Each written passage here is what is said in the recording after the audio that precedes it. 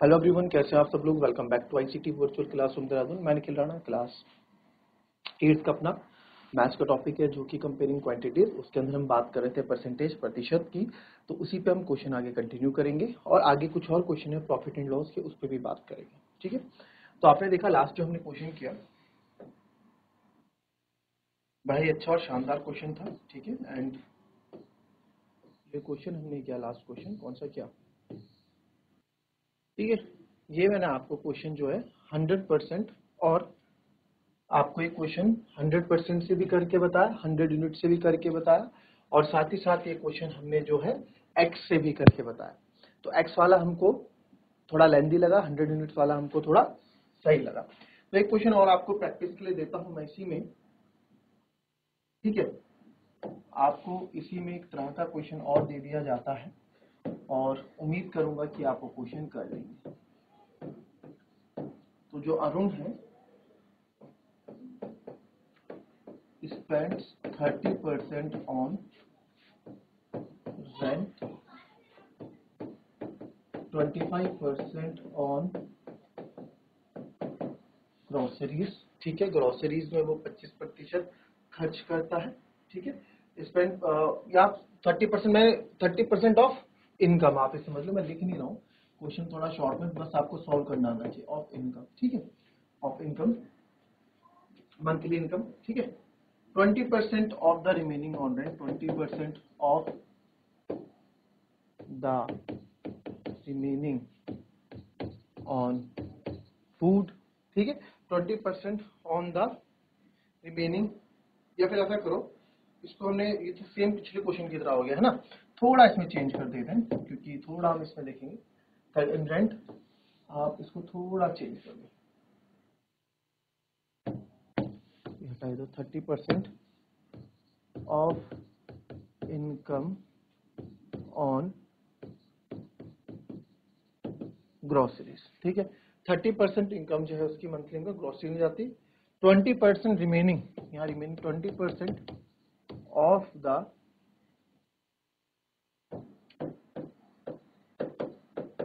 Remaining on rent and 45% of the remaining on school. School में जा रही है, स्कूल में जो बच्चों को पढ़ा रहा होगा, है ना। ठीक है, चिल्ड्रन स्कूल।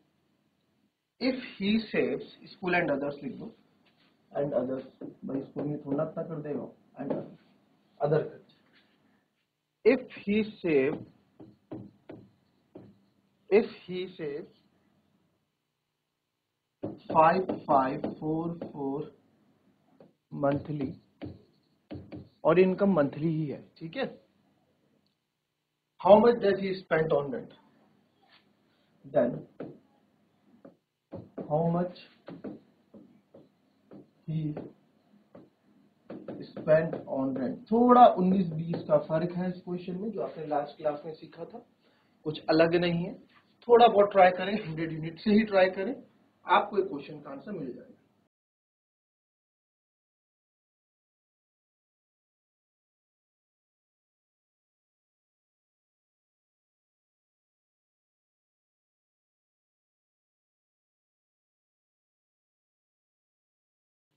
ठीक है, अब इसमें आइए क्वेश्चन पे बात करते हैं। जो क्वेश्चन है, तो हम मान लेते हैं,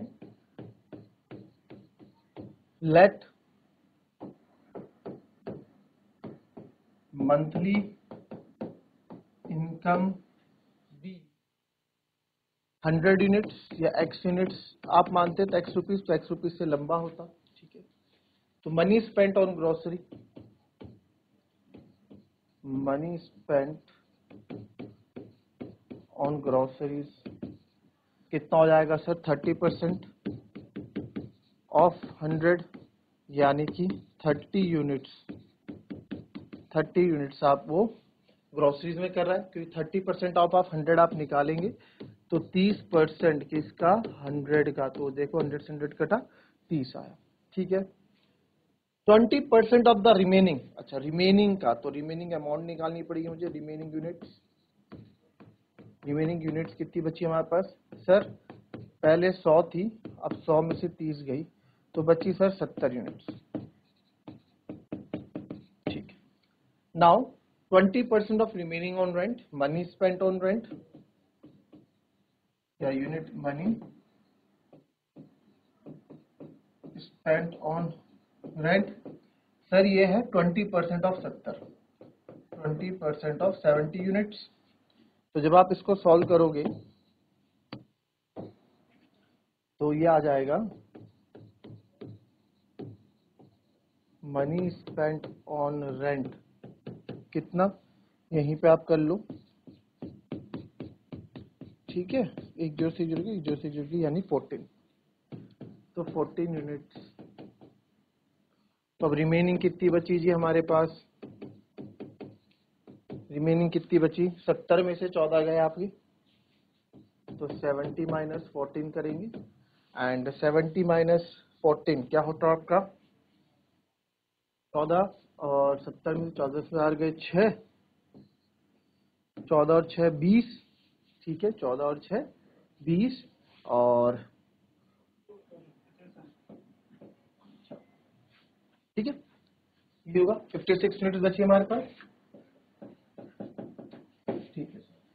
now 45% of the remaining on school and other, okay, money spend on school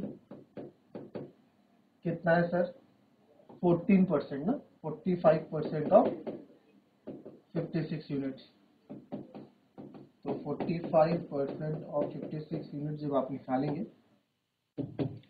तो यह आएगा 5 9 सा 45, 5 से 20 टाइम, 2 10 सा 20, 2 से 28 टाइम, ठीक है, 222 से 56 ही होता ना क्योंकि, ठीक है, कुछ कैलकुलेशन में गलती तो नहीं की, तो ये आ जाएगा आपका, आप इसको करेंगे 56 9 जा 6 9 जा 54, 5 कैरी, 9 5 जा 45, 45 और 5 50, तो 50.4,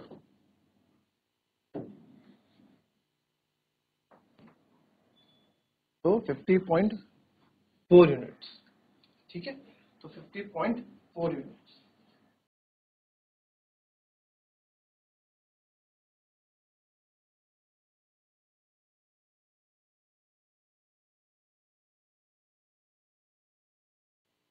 चलिए, तो हमें 56, अरे यार गलत, 56 से क्या मल्टीप्लाई कर, 28 से मल्टीप्लाई करना था ना, ओहो, अब तो आंसर आ गया होगा कितना, 28 9 से आप करेंगे, वही बोलूं मैं, 9 8 से 72, 7 कैरी, 9 2 से 18, 18 और 7 25, 25 से 2 यानी 25.2 यूनिट्स हमने खर्च की, और उसके पास इतना पैसा बच जाता है, तो टोटल यूनिट जो खर्च की वो कितनी है, टोटल यूनिट्स स्पेंट कितनी हो गई जी, पहले तो 30 यूनिट इसमें हो गई, 30 यूनिट उसमें हो गई, 14 यूनिट उसमें हो गई, 14 यूनिट यहाँ खर्च की ना, और फिर 25.2 यूनिट यहाँ हो गई,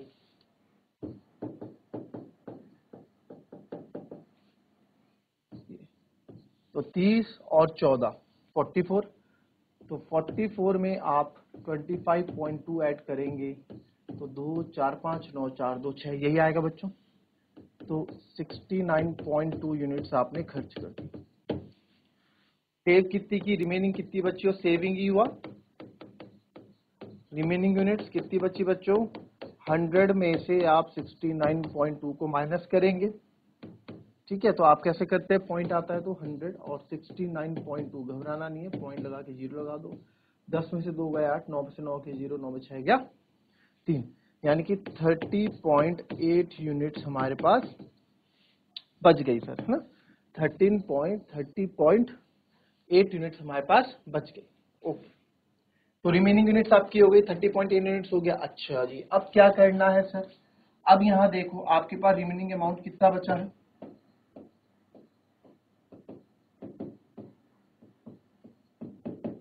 5544 रुपीज, यही बोल रहा है रिमेनिंग अमाउंट 5544 रुपीज। तो एक बार बताओ, ये 30.8 यूनिट आपकी 5544 रुपीज के बराबर है। तो मुझे अगर एक यूनिट की वैल्यू चाहिए तो कितनी है, 5544 अपॉन 30.8, पॉइंट हटा देंगे, इंटू 10 रुपए लगा देंगे। अब मुझे एक बात बताओ, मुझे क्या पूछा है उसने, how much spent on rent, उसने मंथली इनकम नहीं पूछी, उसने बोला रेंट में कितना देते हो। तो रेंट में हमने बोला sir money spent on rent है हमारा 70 यूनिट्स, तो मुझे किसकी वैल्यू चाहिए, 20% की वैल्यू चाहिए ना, यानी 70 यूनिट्स की वैल्यू, रिमेनिंग कितना है 14 unit, money spent on rent है 14 यूनिट्स, तो 14 यूनिट्स की वैल्यू मेरे को चाहिए। तो एक यूनिट की वैल्यू ये है, तो therefore money spent on rent आ जाएगा 14 यूनिट्स। एक यूनिट की वैल्यू है तो 14 की मल्टीप्लाई कर दूंगा मैं इसमें, 5544 अपॉन 308 इंटू 10 इंटू 14। तो जब हम यहाँ इसको माइनस करेंगे, आइए देखेंगे, तो ये होगा 4 7 जा 28, 4 7 जा 28 है ना, क्योंकि 08 है, 4 1 जा 4, 4 1 जा 4, फिर 4 3 जा 12, 4 6 जा 24, ठीक है। 4 4 में 5 में 4 गया, एक कुछ तो गलत कर दिया शायद,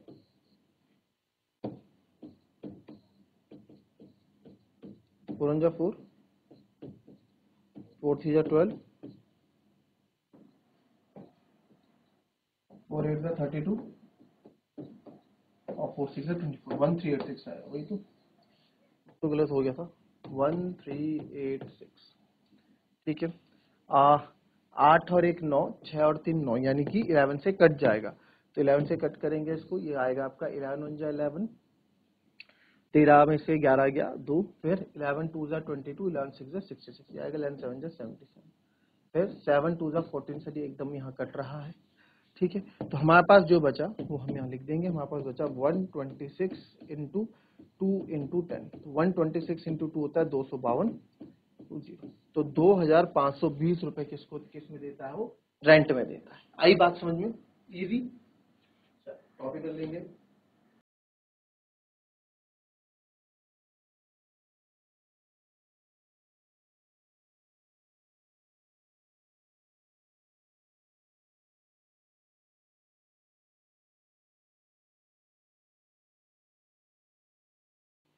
ठीक है, चलिए अब थोड़ा आप प्रॉफिट लॉस के बारे में समझ गए, ठीक है। अब हम जो है आपको थोड़ा कॉन्सेप्ट बताते हैं प्रॉफिट एंड लॉस के बारे में, है ना, कॉस्ट प्राइस सेलिंग प्राइस क्या होता है। तो प्रॉफिट लॉस सीपी बच्चों, ये हमारा होता है कॉस्ट प्राइस, जिसमें आप चीजों को खरीदते हो, ठीक है, यानी कि क्रय मूल्य, यहाँ पे जिसमें हम चीजों को खरीदते हैं, ठीक है, बाइंग प्राइस भी बोलते हैं इसको, बाइंग प्राइस जिसमें आपने चीजें खरीदी हुई। फिर आता है आपका एसपी, यानी कि सेलिंग प्राइस, विक्रय मूल्य, सेलिंग प्राइस, नाम से सेल मतलब पता है आपको, यानी कि जिसमें हम सेल करते हैं, ठीक है, सेल करते हैं। एसपी कॉस्ट प्राइस, क्रय मूल्य, सेलिंग प्राइस, विक्रय मूल्य, ठीक है। ये आपका हो गया क्रय मूल्य। आपको जो है कोई इतनी बड़ा ही सेल मतलब आपको पता है कि बेचना होगा, विक्रय मूल्य। अब आपने कोई चीज, मैंने एक चीज खरीदी, कॉस्ट प्राइस ऑफ पेन, मैंने एक पेन लिया 100 रुपए का, ठीक है, और एक दूसरा पेन लिया मैंने, कॉस्ट प्राइस ऑफ पेन, एक दूसरा पेन लिया वो 50 रुपए का लिया, ठीक है। सेलिंग प्राइस, ये पेन मैंने बेच दिया, बिका ही नहीं, 80 रुपीज में बेच दिया, और मैंने बोला दोनों पेन ले जाओ 80 रुपीज में, और एसपीएफ ये वाला भी बेच दिया 80 रुपीज में, ठीक है। समझो बात, मैंने दोनों पेन लाए, मैंने बोला यार 80 रुपीज में ले जा लो पेन, तो आप देखो 100 रुपए का पेन लिया, 80 रुपए में बेचा, कितने का घाटा, कितने का लॉस हुआ, प्रॉफिट हुआ, लॉस हुआ, घाटे में बेचा कितना, 20 रुपए लॉस, क्या हुआ यहाँ 20 रुपीज लॉस हुआ। और यहाँ पे आपने देखा 50 रुपए का खरीदा और 80 में बेच दिया, यानी 30 रुपए ज्यादा में बेच दिया तो यहाँ पे क्या हुआ, प्रॉफिट हुआ 30 रुपीज का, 30 रुपए का मेरे को क्या हुआ, प्रॉफिट हुआ। जी सर, 20 रुपीज का लॉस हुआ और 30 रुपए का प्रॉफिट हुआ। तो आप यहाँ पे देख सकते हैं अगर लॉस कभी आए तो लॉस कब आता है, जब आप जब सीपी बड़ा होता है, सीपी बड़ा होता है एसपी, यानी बाइंग प्राइस बड़ा होता है और सेलिंग प्राइस छोटा, तो सीपी माइनस एसपी कर देते हैं। और प्रॉफिट कब होता है सर, जब एसपी बड़ा होता है और सीपी छोटा होता है, यानी कि एसपी माइनस सीपी पे इससे हमारा प्रॉफिट निकलता है। मैंने क्या किया, 80 सेलिंग प्राइस से माइनस किया ना, 80 माइनस 50 30 तभी तो आया, और यहाँ 100 माइनस 80 तभी तो 20 आया। ठीक है,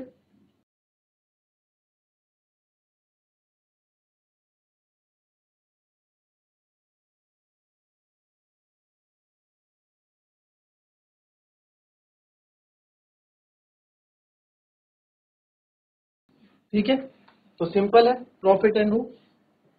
अब इसमें जो है ठीक है, और 2-3, ठीक है। अब इसमें मैं परसेंटेज में आता हूं,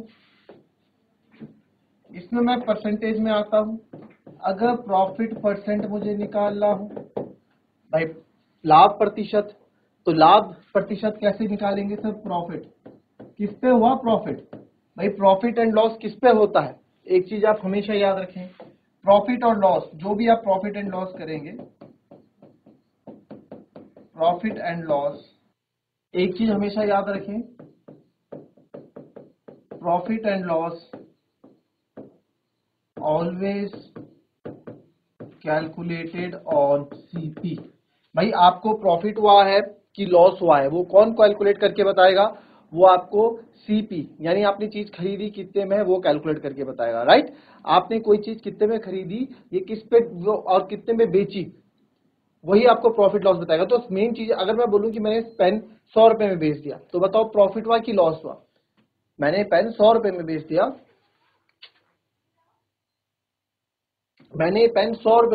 तो मुझे बताओ प्रॉफिट हुआ कि लॉस हुआ, बताओ। तो आप लोग सर मुझे पता ही नहीं आपने पेन खरीदा कितने में, तो जब आप ये नहीं, जब तक आप ये नहीं बताओगे आपकी कॉस्ट प्राइस क्या, हम नहीं बता सकते कि प्रॉफिट हुआ कि लॉस हुआ। तो मैं सेम थिंग मैं आपको बोल रहा हूं कि यस, अगर आप ये बता, यानी कि यही चीज बोल रहा हूं कि प्रॉफिट और लॉस होता है always calculated on CP, CP पे ही कैलकुलेट होता है। ठीक है, इस चीज का याद रखेंगे। तो यहीं से मैं अगर प्रॉफिट परसेंट की बात आपको बताऊं, तो प्रॉफिट परसेंट कैसे आता है, कितने का प्रॉफिट हुआ, किस पे हुआ, सीपी पे होता है प्रॉफिट, इनटू 100 प्रॉफिट परसेंट निकल जाएगा। लॉस परसेंट की बात करो, सेम, लॉस हुआ कितने पे हुआ, किस पे हुआ, सीपी पे हुआ, इनटू 100। तो ये आपके क्या आ जाएंगे, profit percent and loss percent. ठीक है, ये हो जाती है बात। तो सिंपल सा बेसिक कॉन्सेप्ट था जो आपको हमने बताया, कल इस पे थोड़ा और कॉन्सेप्ट पे बात करेंगे, फिर आगे क्वेश्चंस करेंगे। तो मिलते हैं आपसे अपने कल की नेक्स्ट क्लास में, तब तक के लिए भी happy, be healthy and be safe. Thank you and have a nice day.